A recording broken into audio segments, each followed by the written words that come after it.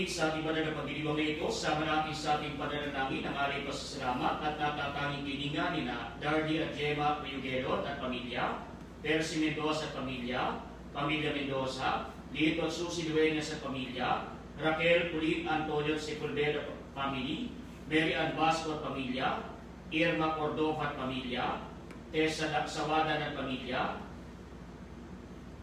Merlita Sabado at pamilya, Diliman Prep School, Alex Sachi Magdarog at pamilya, Milet Ramos at pamilya, Edna Ilescas at pamilya, Elma Laguador at pamilya, Danilo at Emily Sebastian at pamilya, Dennis at Nelly Santos at pamilya, Aurora Silungan at pamilya, Nanglet Marisa de la Cruz at pamilya, Michelle Esteban at pamilya, Christopher Janet Lo at pamilya, June at Solid de Rosario at pamilya, Lourdes Hilario at pamilya, Dr. Marat Marie Tolentino at pamilya, Noel at Zenny Galvez at pamilya, Jean Silungan at pamilya, Marietta Quirol at pamilya, Kelvin Maximo at pamilya, Dr. Betsaida Balaga at pamilya, Edgardo Aida Punanan at pamilya, Celia San Felipe at pamilya, Ricky at Aving Pagpok at pamilya, Alicia Arcega Villacusis at pamilya, Melody Ardet de Belen at pamilya, Renet David de Leon at pamilya, Mila Nigolam at pamilya, Torin Evelyn Salazar at pamilya,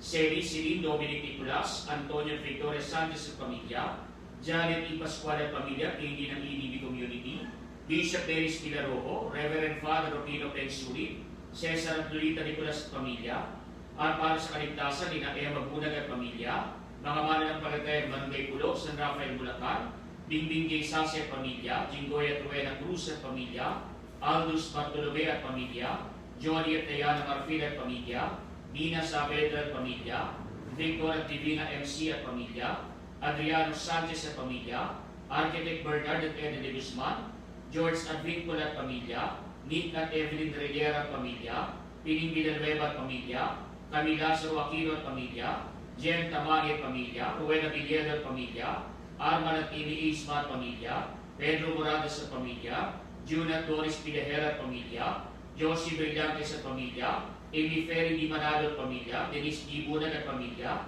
Gaspar at Susan Dumari at pamilya, Reynante Ilavo at pamilya, Emilita de la Cruz at pamilya, Gima Jonah Lindem, Yvette Barrera at pamilya, Gigi Bautista Alejandro at pamilya, Ivy Lorraine at pamilya, Ivan Joven Cruz, Maria G. Ada, Dr. Ken Adam at pamilya, Dr. Onaisa Katrina Monera at pamilya, Dr. Caroline Enriquez at pamilya, Dr. Alan Yvonne Guevara at pamilya, Dr. Chester Calapis, mga doktor at medical staff ng Our Lady of Fatima Hospital sa Valenzuela City, Santo Niño Hospital sa Bustos, Amang Rodriguez Memorial Medical Center sa Marikina City, Region 2 Trauma and Medical Center sa Maybong ng Vizcaya, mga doktor at medical staff ng Brigino Hospital, Skyline Hospital at Qualimed Hospital, at ng lahat ng mga frontliners sa pagsugpo sa pagkalat ng salot ng COVID-19, gaya ng iba pang mga doktor at healthcare providers, mga pulis at sundalo, mga business leaders at workers, at mga kabalinang pamahalang nasyonal at lokal,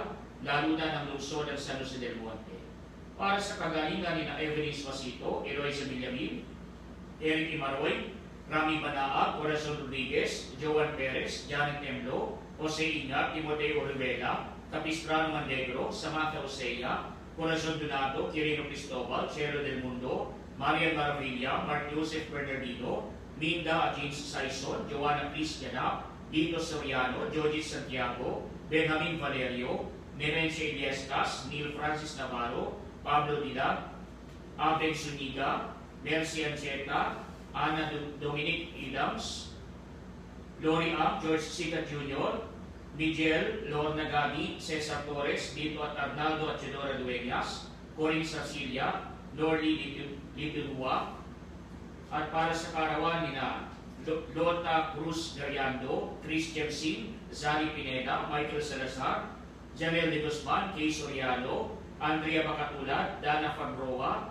Leonora Dayag, Father Benel Leonardo, Giselle Sabado, at para sa ating mga kapatid na yumauna, sina Amado, Marcelita, Jesus, Romeo, Jesus, Pedro, Silvana, Marcela, Wilma, Lilia, Cornelio, Ricardo, Alicia, Rodolfo, Laura, Enrique, Kenji, Zenaida, Orlando, Arbilu, Lali, Sofia Marie, Ricardo, Silidonia, Viviana, Gil, Sila, Isabela, Leticia, Evelyn, Alfredo, Eric, Nicolas, Nelson, Frederick, Raquel, Dean, Puloy, Maura, Roman, Andres, Epifania, Rufo, Celia, Marisa, Flor, Protasio, Susana, Tanasia, Nestor, Maria Teresita, Ima Concepcion, Jaime, Domingo, Maximina, Alejandro, Enriqueta, Brian Angelo, Maricel, Jose, Pinora, Alejandro, Sofia, Julita, Roy, Justin, Lucila, Felisa, Pedro, Roderick, Felino, Romeo, Domingo, Rosa, Jocelyn, Daisy, Romel, Marlene, Agustin, Felicidad, Magdalena, Jose Pepito, Maria, Ricardo, Jose, Mark, Maria Mercedes, Cristal, Antonia, Juan, Elsie, Antoline, Maria, lahat ng mga kaluluwa sa purgatorio at hindi na mga nabayapang mga rektor ng Diocese ng Malolos at mga doktor at frontliners na mga naging biktima ng salot ng COVID-19. Sa ngala ng Ama at ng Anak at ng Espiritu Santo, Amen. sumainyo ang Panginoon. At sumayo rin. Mga kapatid, tinipon tayo bilang kaalim ng angka ng Diyos, kaya lumulog tayo sa mawaing Panginoon na nagpapatawad sa atin ng lubos. Sinugong tagapagpagaling sa mga nagsisisi, Panginoon, kaawaan mo kami. Panginoon, kaawaan mo kami. Dumating na tagapaganyayang mga kasalanan magsisi, Kristo, kaawaan mo kami. Kristo, kaawaan mo kami. Nakaluglo ka sa kanan ng Diyos, Ama, para pamagitan kami, Panginoon, kaawaan kami. Panginoon, kaawaan mo kami. Kaawaan tayo ng kapangyarihang Diyos, patawarin sa ating mga kasalanan, at patnubayan tayo sa buhay na walang hanggan. Amen. Manalangin tayo. Ang madaming makapangyarihan, lakas ka na mawalang inaasahan kundi ikaw, ang pagluhog namin ay iyong pagbigyan, sapagkat kami mga tao lamang na pawang malina kapag iyong iniwanan. Kaya naman kami namin mong tulugan upang sa pagtupad ng iyong mga kutusan, ikay aming mabigyang kasiyahan sa aming inisip at ginagawa araw-araw sa pamamagitan ni Yesu Kristo kasama ng Espiritu Santo, magpasawalang hanggan. Amen.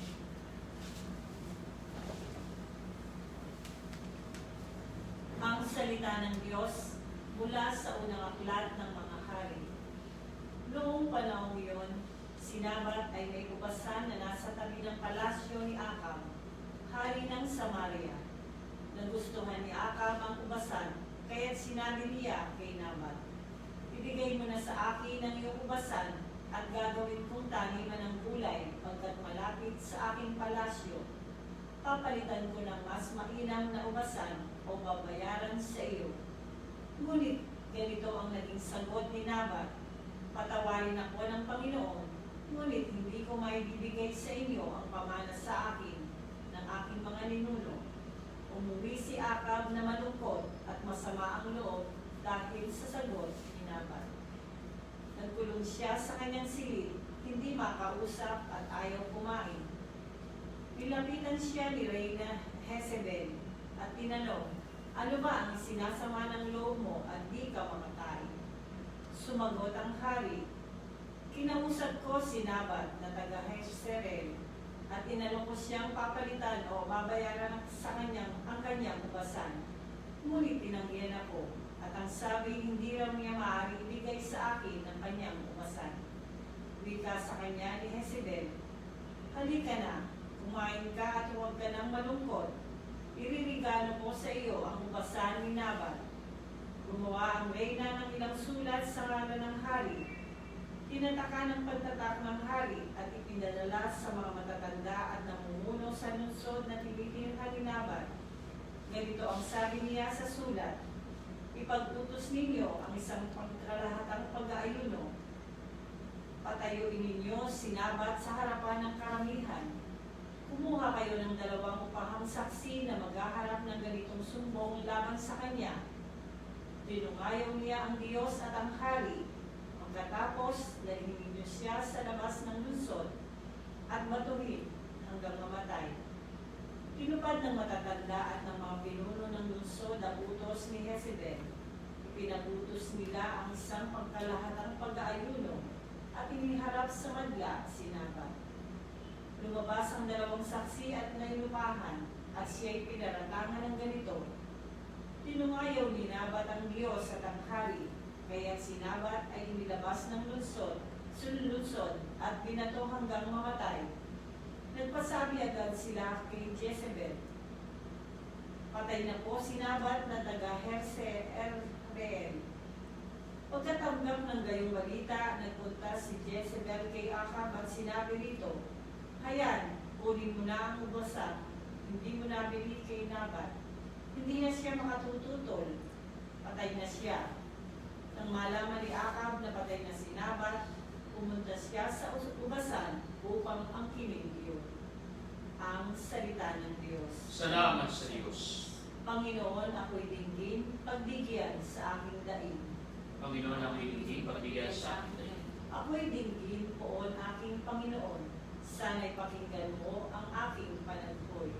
Diyos ko at Hari, ingapin mo ngayon itong tumatawag at napatutulong. Panginoon, ang hindi pagbigyan sa akin. Ang gawang masamay di mo kalulugdan, ang gawain hidway di mo papayagan. Ang mga palalot masasamang asal, iyong itatakwil at kasusuklaman. Panginoon, ang hindi pagbigyan sa akin. Parurusahan mo yung sinungaling, pati mararahas at mga taksil. Panginoon, ang hindi pagbigyan sa akin. Hallelujah, hallelujah.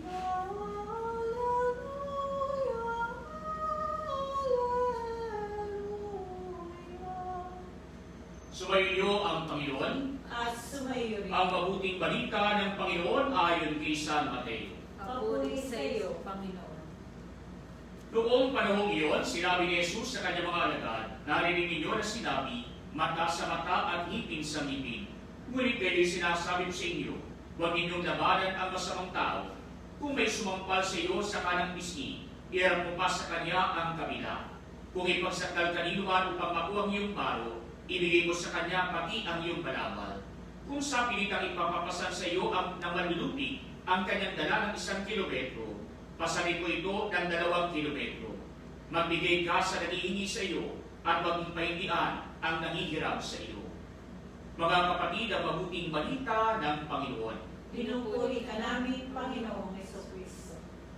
Mga kapatid, sa ating pong Ebanghelyo, pinapahayag sa atin ng ating Panginoon ang kanyang bagong utos sa atin bilang pagpapaliwanag sa atin ng tunay na pagbubuhay bilang isang mabuting Kristiyano. Kaya nga ang sabi ng mga tao noong una, mata sa mata, ngipin sa ngipin. Kaya ito ang batas ng paghiganti ng mga Hudyo. Ito ang batas na kung saan sinasabi nila kung ano ang ginawa sa iyo na masama ng iyong kapwa, ito rin ang sinigaganti mo na masama laban sa kanya. Kaya nga kapag ginawang ka ng masama ng iyong kapwa, sa kanilang hustisya, nararapat lamang at ito ay talagang tama lamang na gantihan mong iyong kapwa ayon sa kanyang ginawa laban sa iyo. Subalit para sa ating Panginoon, hindi po pwede ang mata sa mata, ngipin sa ngipin. Sapagat para sa Hudyo, pag tinanggalan ka ng isang mata, may karapatan ka na tanggalan din ng isang mata ang iyong kaaway. Kapag ka ikay binungian ng isang ngipin, may karapatan ka na bungian din ng isang ngipin ang iyong kaaway. Subalit anong sabi ng ating Panginoon? Huwag niyong labanan ang masamang tao. Hindi sapagat nilalais natin na tayo magpaanipin na lamang sa mga masasamang tao. Kaya ang sinasabi sa atin ng ating Panginoon, huwag kang tumulan sa mga masasamang tao. Huwag kang tumulan sa kanilang mga gawain. Kung ganoon ang kanilang kaisipan, kung ganoon ang kanilang ginagawa, nararapat lamang kabaliktaran naman noon ang iyong ipakita nang sa gayon hindi ka madaram doon sa paggawa ng masama, nang hindi ka katulad sa kanilang mismong ugali. Kaya ang sabi ng Panginoon, kung may sumampal sa iyo sa kanang pisngi, iharap mo pa sa kanya ang kabila. Kung ipagsakdal kanino man upang makuha iyong baro, ibigay mo sa kanya pati ang iyong balabal. Kung sapit kang ipapasan sa iyo ng manlulupi ang kanyang dala ng 1 kilometro, pasarin mo ito ng 2 kilometro. Magbigay ka sa nangihingi sa iyo at huwag mong pahindian ang nangihiram sa iyo. Kaya nga po kung papasinin po natin, ay parang uto-uto ang labas natin ito. Sinampal ka na, papasampal ka pa uli. Ginuha na yung baro mo, ibibigay pa yung balabal mo. Pinagpasan ka na, inutakan ka na para magpasan ka ng 1 kilometro. Magpapasan ka pa ng halos 2 kilometro. Kaya nga kapag halimbawa, hiningan ka na, anong sabi ng Panginoon? Huwag mong pahindian ang nangihiram sa iyo. Inutangan ka na, uutangan ka pa uli. Kaya nga parang uto-uto ang labas natin dito. Subalit ang ipinapakita lamang ng Panginoon dito, Hindi naman ibig sabihin tayo magpapaabuso sa ating kapwa. Ang sabi lamang sa atin ng ating Panginoon, huwag mong gawa ng masama yung gumagawa ng masama sa iyo. Yun ang pinakapinupunto ng Panginoon. Sapagkat kapag ginawa mo ng masama, yung gumagawa ng masama sa iyo, pareho na kayong masama, wala na kayong pinagkaiba sa isa't isa. Kaya nga kung susundin natin yung batas ng pagiganti ng mangulyo, o kaya naman ay yung sa Ingles ay law of retaliation, lex talionis. Kaya nga po pag sinabi ng mangulyo, mata sa mata, ngipin sa ngipin, ay baka po sa tuwing mag-aaway ay magkakabulagan. Sa tuwing mag-aaway, magdudukitan ng mata. Ay lahat po ng tao kapag lagi nag-aaway at nagdukitan ng mata, wala nang makakakita. Lahat po'y magiging bulag na. Kaya yung mga ophthalmologists, wala nang ibang gagawin kundi mag-opera at magkumpuni ng mga binulag na mata. Kaya nga kapag sinabi sa atin, ngipin sa ngipin, ang baka mamaya sa tuwing mag-aaway natin, ay tinitigi sa ngipin, yung mawawala sa atin, wala nang gagawin ng mga dentista, kundi gumawa na lamang ng pustiso para sa mga nabuhian. Kaya nga yung iba na walang salapi, na walang pang-dentista, baka mamaya yung makikipag-away at nabubungian, baka pagdating ng panahon, ngingiti ka, hindi ka makangiti, bakit? Bungal ka na. Kaya kapag kahit kayo kumakain, hirap ka rin. Bakit? Wala kang may pangkagat sapagkat wala kang ngipin. Kaya nga kapag ka po ganoon, ano mangyayari sa atin? Lalo tayo napapasama. Sinong pinahihirapan natin? Yung sarili lamang natin. Kaya nga ang sabi sa atin ng ating Panginoon, huwag mong tularan yung mga gumagawa sa iyo ng masama. Huwag mong tularan yung kanilang ugali, yung kanilang gawain. Dapat kung ikaw isang mabuting Kristiyano, ipinapakita mo ang kabutihan sa iyong kapwa. Ipinapakita mo na tunay kang alagad ng ating Panginoon. Hindi ka alagad ng kahiliman, hindi ka kampon ng kasamaan. Ikaw ay anak ng Diyos, ikaw ay para sa Diyos. Kaya nga kung tayo ay para sa Diyos at ay kabilang sa pamilya ng Diyos, ang dapat makita sa atin, hindi kasamaan, kundi kabutihan ng pamumuhay. Kaya kapag tayo ay nag-iisip palagi ng pagganti, hindi matatapos yung gantihan na ito. Hindi matatapos yung pagiganti na ito. Kaya nga kung minsan mga kapatid, yung iba kapag halimbawa, namatayan sa kanilang pamilya, ano ang gagawin? Ay gaganti doon sa kabila, papatayin din nila yung isa sa mahal sa buhay ng nakamatay sa kanila. At yun namang namatayan ulit, ano gagawin? Gaganti na naman. Kaya ano mangyayari sa kahulilihan? Wala nang pagkakasundo, wala nang justisya, ng kaurusan pa ng lahi. Kaya walang pagbabati, wala nang naging kapayapaan sa pagitan ng bawat pamilya. Kaya kapag ka po nagagantihan, ano po nangyayari kadalasan doon sa mga nagiganti? Hindi ka makatulog, hindi ka maprente sa isang lugar. Bakit? Kasi natatakot ka. Baka kung saan ka naroon, puntahan ka ng kaaway mo, gantihan ka. Baka kung saan ka naroon, bigla na lamang tambangan ka. Kaya mahirap yung may kaaway.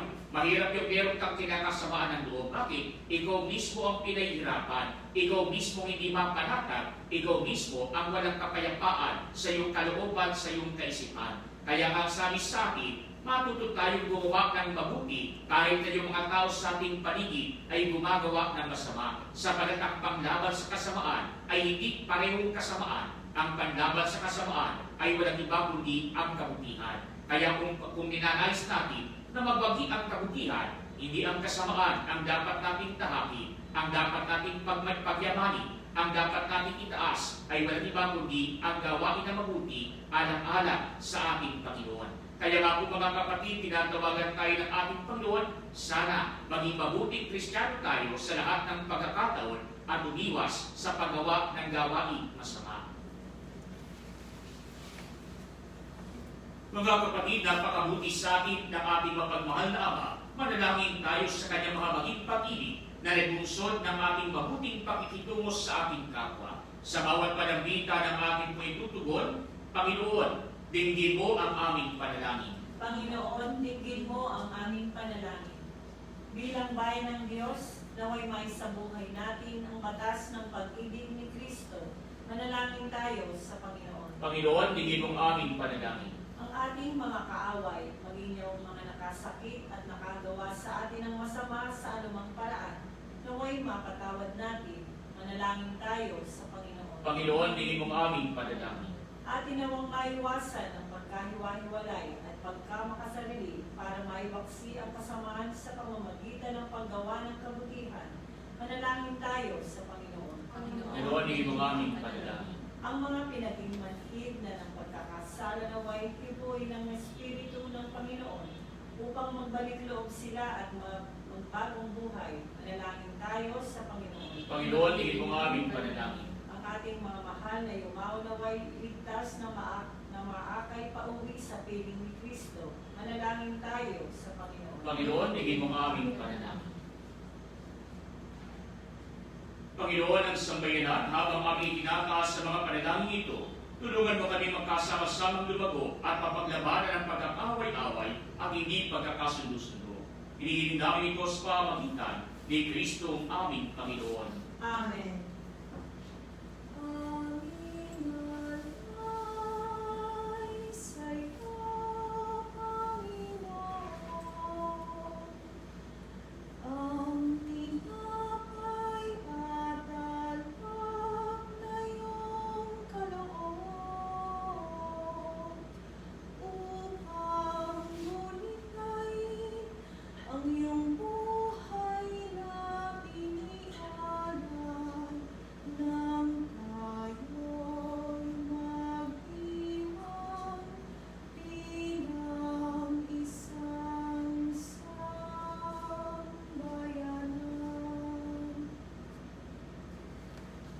Manalangin kayo mga kapatid upang itong paghahain ay maging kalugod-lugod sa iyo sa mga kapangyarihan. Tanggapin nawa ng Panginoon itong paghahain sa iyong mga kamay, sa kapurihan niya at karangalan sa ating kapakinabangan at sa buong sambayanan niyang banal.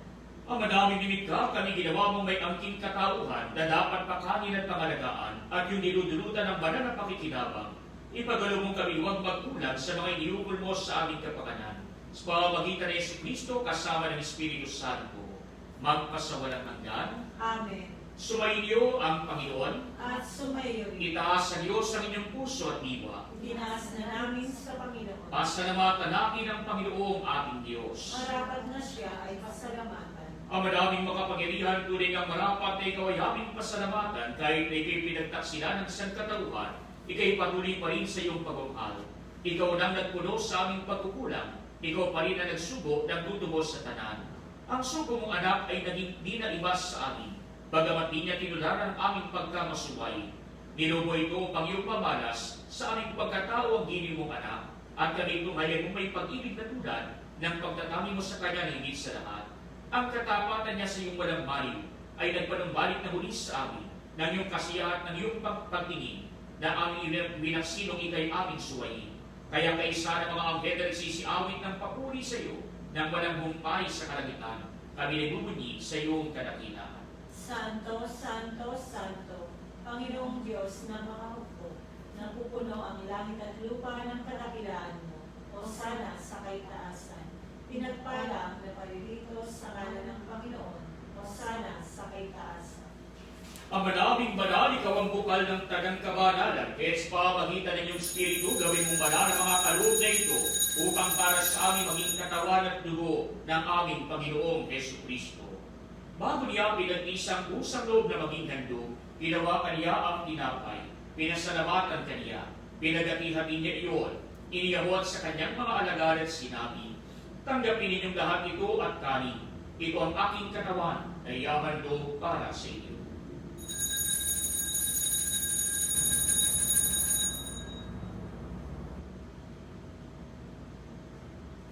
Kaya hindi naman noong matapos ang hapunan, hinawakan niya ang kalis, muli kanyang pinasalamatan.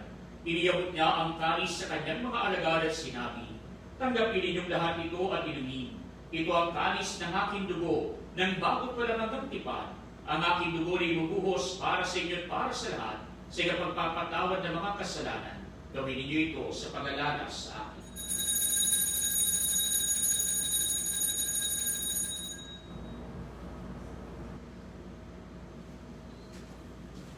Mga kapatid, ang misteryo ng ating pananampalataya. Si Kristo'y namatay, si Kristo'y nabuhay, si Kristo'y babalik sa wakas ng panahon.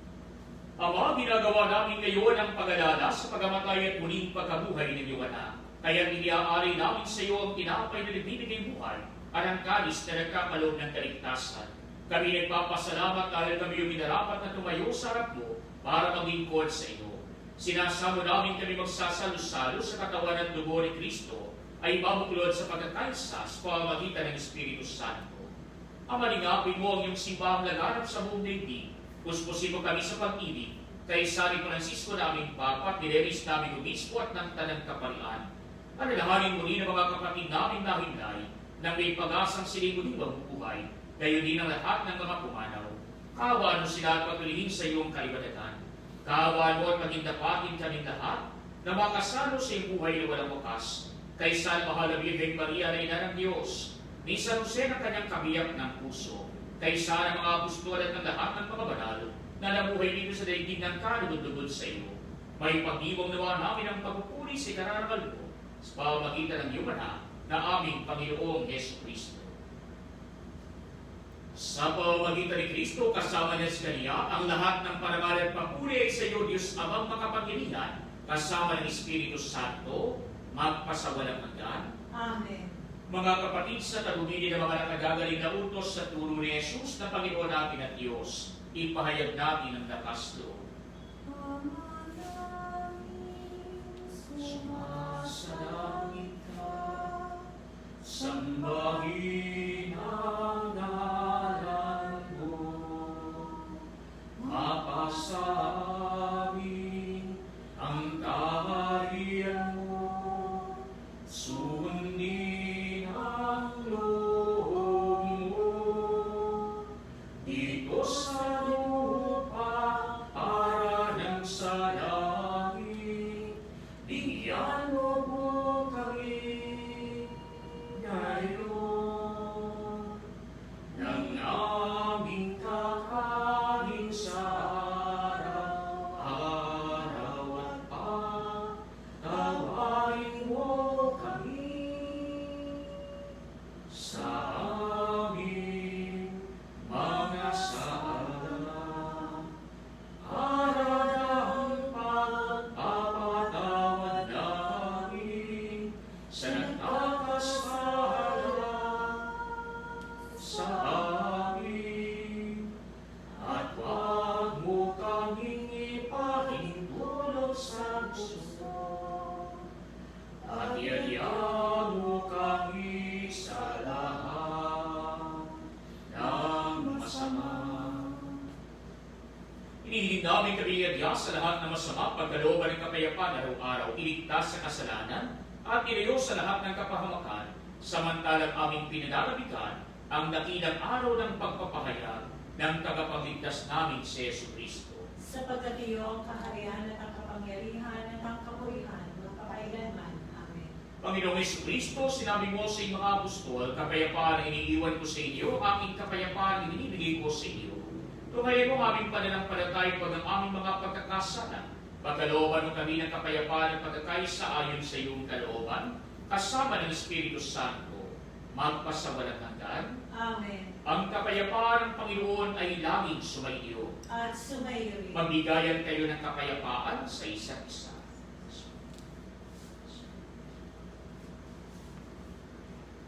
Kordero ng Diyos na nag-aalis ng mga kasalanan ng sanlibutan, maawa ka sa amin.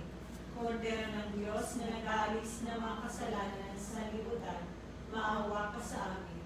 Kordero ng Diyos na nag-aalis ng mga kasalanan ng sanlibutan, ipagkaloob mo sa amin ang kapayapaan. Mga kapatid, ito si Kristo, ang kordero ng Diyos na nag-aalis ng mga kasalanan ng sanlibutan. Mapapalad tayo inaanyayahan sa Kanyang piling. Panginoon, hindi ako dapat na magpatuloy sa iyo. Ngunit sa isang salita mo lamang ay gagaling na ako.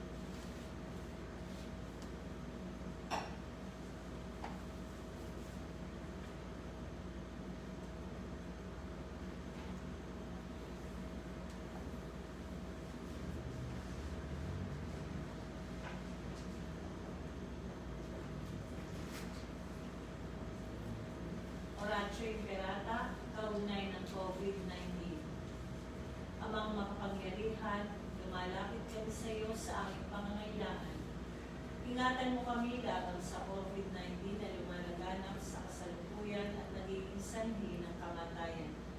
Tulungan mo ang mga nagsisipag-aral sa kalikasan at pinagmumula ng salot na ito at kung paano masusugpo ang paglaganap ng sakit na dulot nito.